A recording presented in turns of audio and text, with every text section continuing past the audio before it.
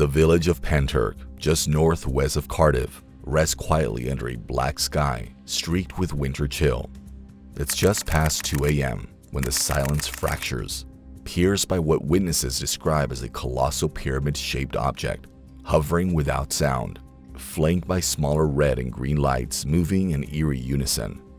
Among those awake is Cass Clark, who steps outside and sees the impossible.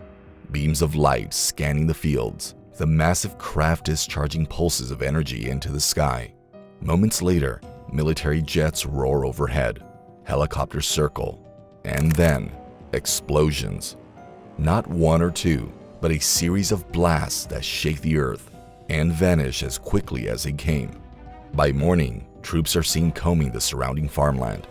Officials insist it was just a training drill, but for those who witnessed what happened, the memory remains sharp, unsettling, and unanswered. What did the military know, and what were they really chasing through the skies above Pentyrch? To understand what truly happened that night and why so many believe the truth has been buried, we must return to the moment when the skies above Wales lit up with something not of this world. Life in Pentyrch before the incident. Pentyrch, nestled on the rural outskirts of Cardiff, Wales, was a place where not much changed. In early 2016, the village carried on with its quiet, familiar rhythm. Rolling green fields, hedgerows lining narrow lanes, and neighbors who knew each other by name. Life here was peaceful, even insulated. The kind of place where the biggest surprise might be an unexpected frost or a sheep blocking the road. But something strange had started to stir in the skies.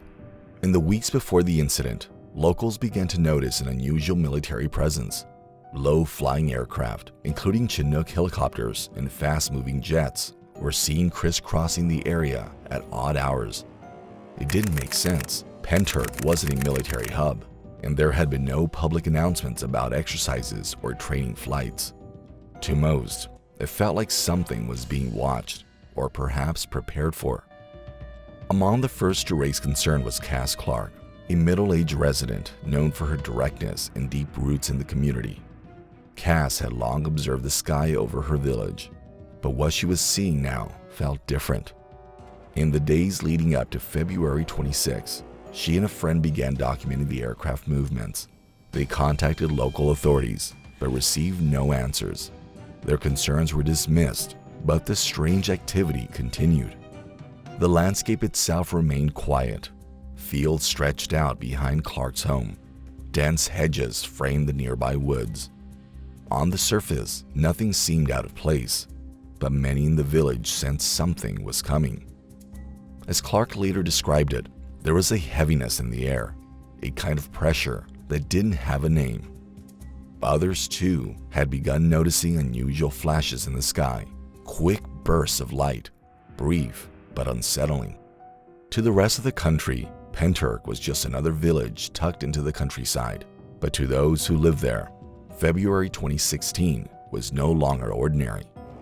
The skies had changed, the air felt watched, and in just a few short hours, that sense of unease would erupt into a chain of events that defied every explanation and left behind questions that remained unanswered to this day. The Pentyrch encounter begins. In the quiet Welsh village of Pentyrch, the night air was unnaturally still.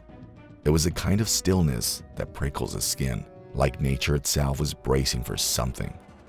Cass Clark stood outside her home just before 2 a.m., peering into the dark. For days, she'd watched military helicopters and jets pass low over the fields. No lights, no explanation, no acknowledgement from officials. The skies had been restless, and now, so was she. Then it appeared. Above the trees loomed a massive black craft, pyramid-shaped, utterly silent, and impossible to miss. Its surface absorbed the light around it, making it seem as though to avoid the open sky. Around it, smaller barrel-shaped objects floating in formation, glowing in red and green, moving with an eerie, controlled precision. No engine noise, no rotor thrum, just a low, resonant hum, so deep it seemed to vibrate inside the chest. The craft emitted wide beams of light, scanning the fields below as if searching. Clark stood frozen. The lights moved in perfect sequence, sweeping across hedgerows and treetops like the slow blink of a mechanical eye. The hum intensified. Arcs of blue-white energy burst outward from the craft, silent but sharp, cutting through the air like phantom lightning. The sky exploded in motion. Jets thundered overhead, their engines roaring as they banked hard above the village. Helicopters joined them, searchlights combing the landscape in coordinated sweeps. At least 2 Chinooks and multiple unmarked choppers circled low. The sky, once still, had become a battlefield. And then came the explosions. Clark described a rapid series of blasts, loud, concussive, close. The ground trembled beneath her feet. One of the smaller glowing orbs darted away from the scene, chased by a jet. Another simply vanished. The main craft shimmered, pulsed, and, without warning, folded in on itself, disappearing into the darkness with no flash, no noise, no trace. The air didn't settle, it pulsed, and Clark felt it in her bones. Her hands shook, her heart raced. She couldn't speak. It was like something reached inside me and turned everything upside down, she would later say. It didn't feel like a sighting, it felt like a confrontation. Other residents later reported physical symptoms, headaches, nausea, chest tightness, even memory gaps. Several described a high-pitched ringing in their ears that lingered for hours. A few spoke of a strange heat in the air, like the charge that follows a lightning strike, but without the storm. By sunrise, the landscape told a quieter story. The fields behind Clark's home showed no dramatic damage, but there were details, patches of scorched grass, broken tree limbs, unusual indentations in the earth. Strange tire tracks appeared in places with no clear point of entry, and in the air, a stillness remained. But now it felt more like aftermath than calm. Authorities responded quickly. The Ministry of Defense issued a press release days later, calling the event part of Exercise Chameleon, a routine military drill with no anomalies. But to Clark and others who had watched the skies erupt, the official explanation sounded more like a cover story than a conclusion. The craft may have vanished, but what it left behind was just beginning to take shape. Theories, cover-up, and contradictions. By sunrise, whatever had unfolded in the skies above Pentyrch was already being quietly erased. Locals reported the sound of low-flying helicopters well into the early morning. Residents who ventured near the fields behind Clark's home were met with sealed-off areas and uniformed personnel. Clark herself walked the land the next day. She found broken branches, scorched grass in tight circular patches, and deep track marks inconsistent with any known farming equipment. But no official body acknowledged what she saw. The Ministry of Defense issued a statement within days. It was all part of a pre-planned military training operation, Exercise Chameleon. A standard drill, nothing unusual. But for those who had witnessed what took place, the scale of that explanation didn't hold. No local newspaper ran a full feature. The story, despite its potential significance, barely rippled in the mainstream press. Independent researchers, however, took notice. UFO investigator Gary Jones partnered with Clark, returning to the site repeatedly. Together, they recorded elevated electromagnetic readings in the area where the craft had allegedly hovered. Clark's health, she later said, began to deteriorate.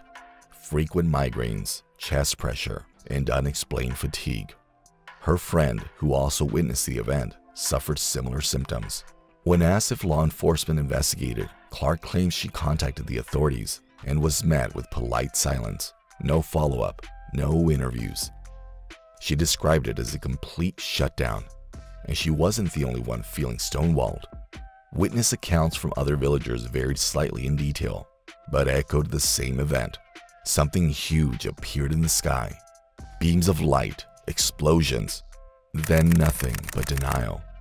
Others whispered about overactive imaginations, or worse, deliberate fabrication. The community became quietly divided.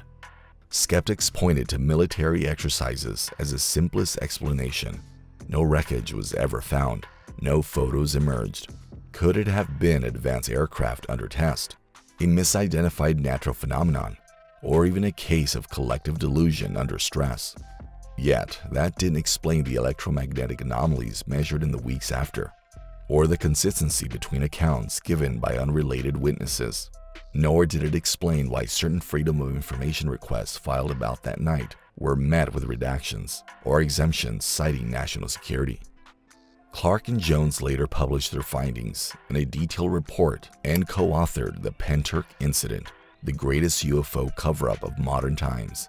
In it, they argue the incident was not just a UFO encounter, but an active military response to an object of unknown origin. Their claims include the presence of American military personnel, satellite tracking interference, and recovered materials quietly removed before dawn. Experts have weighed in over the years. Some UFO researchers have likened the incident to similar events in Rendlesham Forest or even the Cash Landrum case in the US. Yet, no clear scientific consensus has formed. One physicist who reviewed the EMF data noted it was unusual but inconclusive. A defense analyst dismissed the entire affair as poorly understood military optics testing. In the end, the contradictions pile up.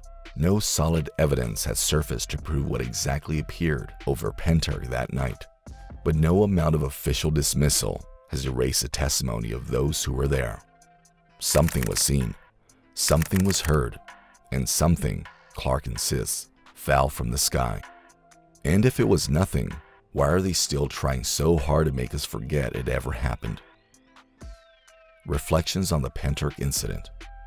No official explanation was ever offered.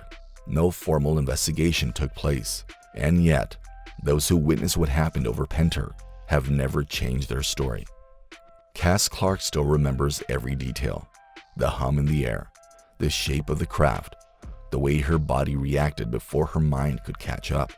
She has revisited the site countless times, searching for clarity in a landscape that offers none. Others in the village remember the lights, the explosions, the strange silence that followed. Some try to forget, others still whisper. Years later, the community remains quietly divided. Some chalk it up to misidentified aircraft, an overactive imagination, or the effects of suggestion. But others are convinced they saw something extraordinary, something never meant to be seen. What really fell from the sky that night? Was it an experimental military craft gone wrong, an encounter with something non-human, or a collision between secrecy and something we still don't understand? Despite books, podcasts, and repeated testimony, there are no conclusive answers, only questions that seem to multiply with them. What's perhaps most disturbing is not what was seen, but how swiftly it was dismissed. No press coverage, no inquiry, only a neatly wrapped label. Exercise chameleon. Yet, those who were there remember. Their accounts have not faded. The hum still echoes, the lights still return in dreams, and the mystery still waits, quietly buried in the Welsh countryside. Was the Pentyrch incident a genuine UFO encounter intercepted by military forces? Or could it have been a secret operation mistaken for something far more otherworldly? Let me know your theory in the comments below.